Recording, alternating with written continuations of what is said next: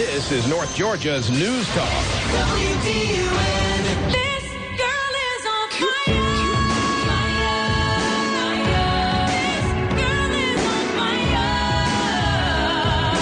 I tell you, Madonna's just not aging well. Her image just flashed up on one of our monitors here in the WDUN studios, Jacobs Media on Thompson Bridge Road in beautiful Gainesville. And it flashed me back to her Grammys appearance this past Sunday. She looked almost decrepit. Not aging well. Madonna's not. Welcome back to Game On, folks. Happy to have you here with us. We're going to continue our conversation about the changes to the chase for the Sprint Cup announced today by NASCAR CEO and Chairman Brian France. If you want to weigh in, let us know your thoughts. 770-535-2911, the way to do it. Or if you're out of that area, you can dial us up at 800-552-WDUN. Quick programming note. Tomorrow night, high school basketball games of the week being presented by WDUN. Gainesville at Flowery Branch, big Region 8-5A matchup. We were going to have Hazel Hall on to finish out the show to preview the games tonight, but she has taken ill. Wasn't even able to make it to practice today, so thoughts with her. Hopefully she can make it to the game to coach her team tomorrow. That said, she obviously will not be on the show with us this evening, but coverage will begin tomorrow night at 6:50 from Flowery Branch High School. Joel Williams, Gene Anderson will be on the call.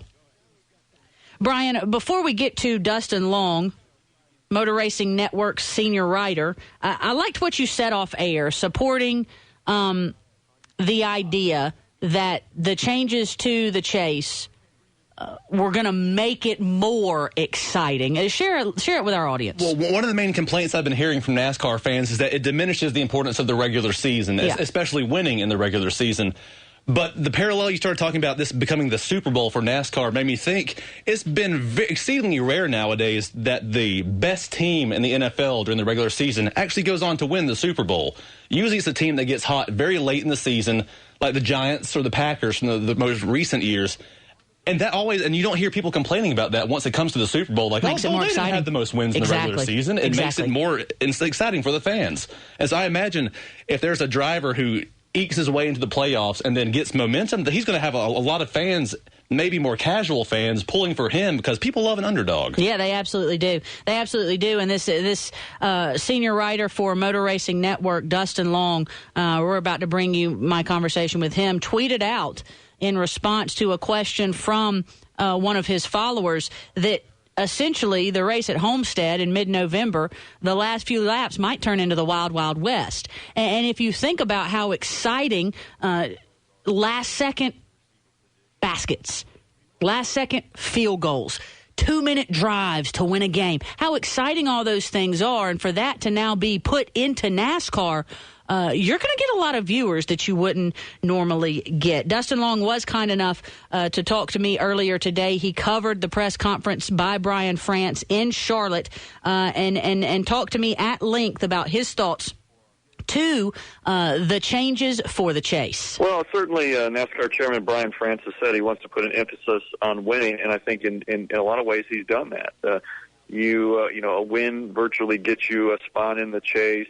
If you win in the chase, the chase is divided into three-round races. If you win in one of those three races, you advance to the next round.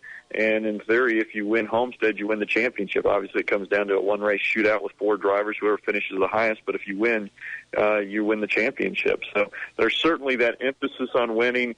And, that's what NASCAR says they were hearing from fans, is that the fans didn't want to hear about points racing. They really wanted their drivers to really be going after it each and every race, each and every lap, and really put that pressure on and make it all about winning. And I think that they've done that in a lot of ways.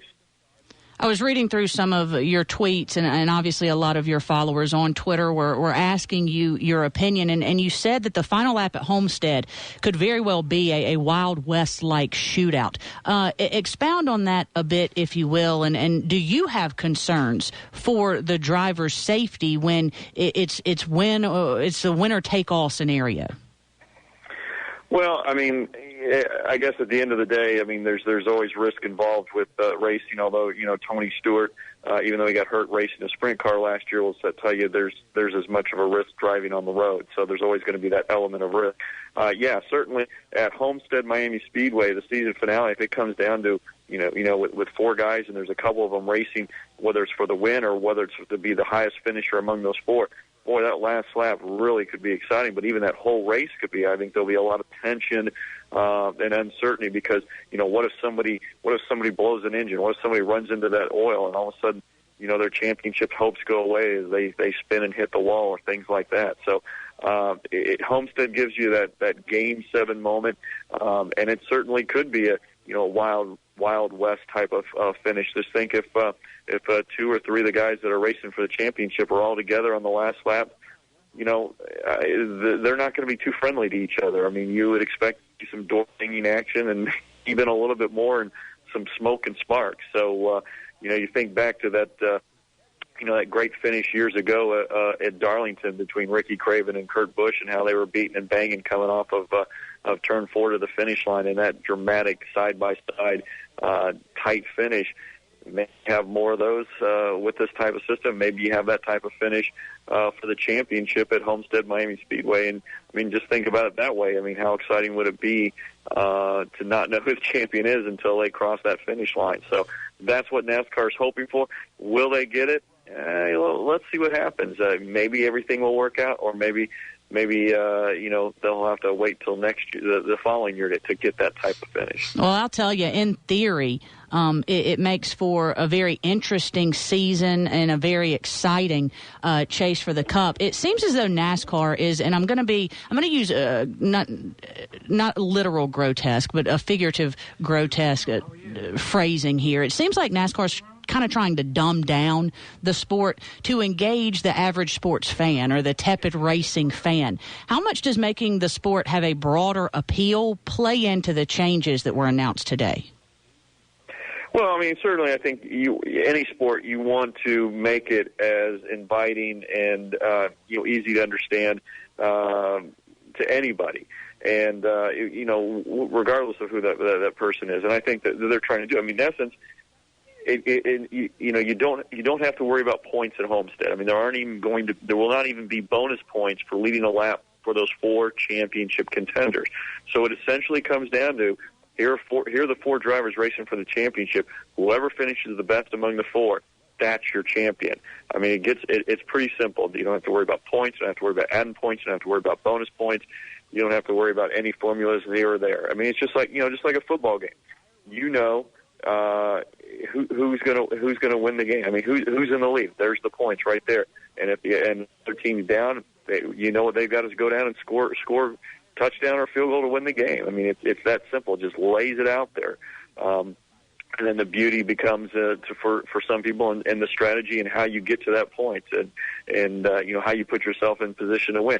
I mean, certainly, like I said, I think it's an exciting change. And I'll admit I'm not sold on everything that NASCAR's doing, but I will say that the Homestead one race shootout is something that I kind of like. It's daring, it's different. There's a sense of danger. There's a sense of luck and strategy and all sorts of things that's going to be wrapped up into that moment.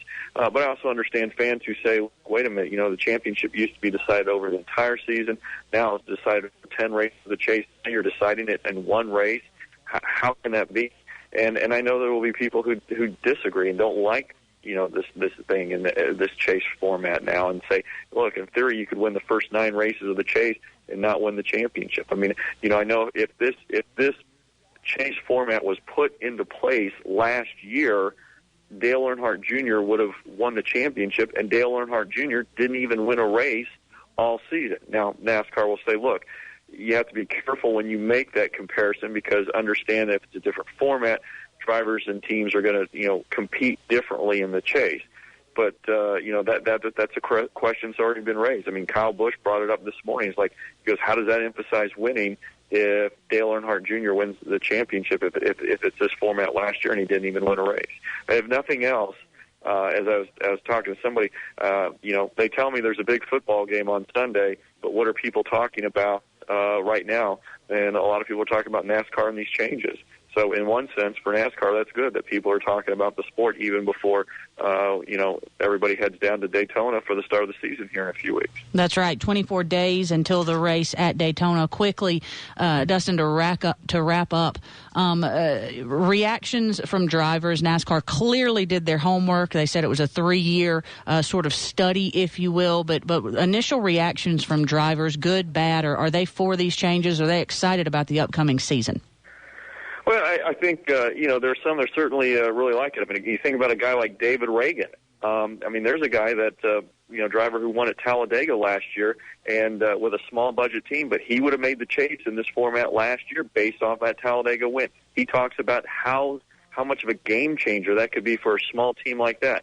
As I mentioned, Kyle Busch has some questions, and Kevin Harvick kind of, raised some questions, but he wasn't quite certain he was all behind the one and done at, the Homestead finale, but he did like a lot of the other aspects of it. I think a lot of the other drivers are intrigued by it. Jimmy Johnson was surprised about how dramatic the changes are, but says, look, at the end of the day, this is the way it's going to be. It's going to be for everybody. We know the rules, and we'll just go race. Tony Stewart said the same thing. So I think the shock has gone away, and now I think teams and drivers are looking at how do they maximize this format so they have the best chance to win. I think it's now going from who cares what their opinion is to let's figure out how we're going to win the championship because there's a new way to do it.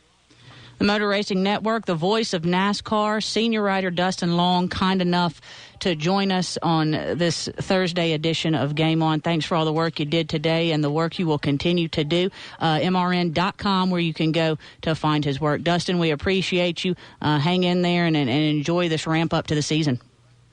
Hey, I'll tell you what, like I said, there's a lot to talk about, and it won't be long. I think it's about less than 2 weeks or so before I head down to Daytona. So it's all here real soon, and we've got a lot of things to talk about, and soon we'll have cars on the track and back at it. So it should be quite an interesting season, and I appreciate having the opportunity to talk to you and your listeners today. Don't forget, folks, WDUN, the home for NASCAR in this area. We will have each of the Sprint Cup Nationwide Series races on AM 550 and or FM 102.9, beginning, of course, with the race at Daytona in 24 days. We got some breaking news in before we go to our break. Water main break at Chestatee High School. We mentioned that during the afternoon news break.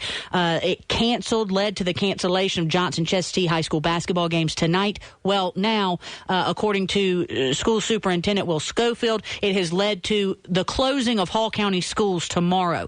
And here is a direct quote from him. There has just been a water main break in front of Chestatee High School. This line feeds both the high and middle schools. Due to the uncertainty of this situation and marginal roads, there will be no school for students in Hall County tomorrow. All employees are asked to report at 10 a.m. Call your immediate supervisor if you are not able to make it to school. He says he apologizes for the inconvenience. Again, because of this water main break at Chestatee High School, the line feeds both the high and middle schools. Hall County schools are closed for tomorrow. When we come back, we're going to switch gears, pun intended, move into a little pro football, a little Super Bowl talk. This is Game On. I'm Katie B on WDUN.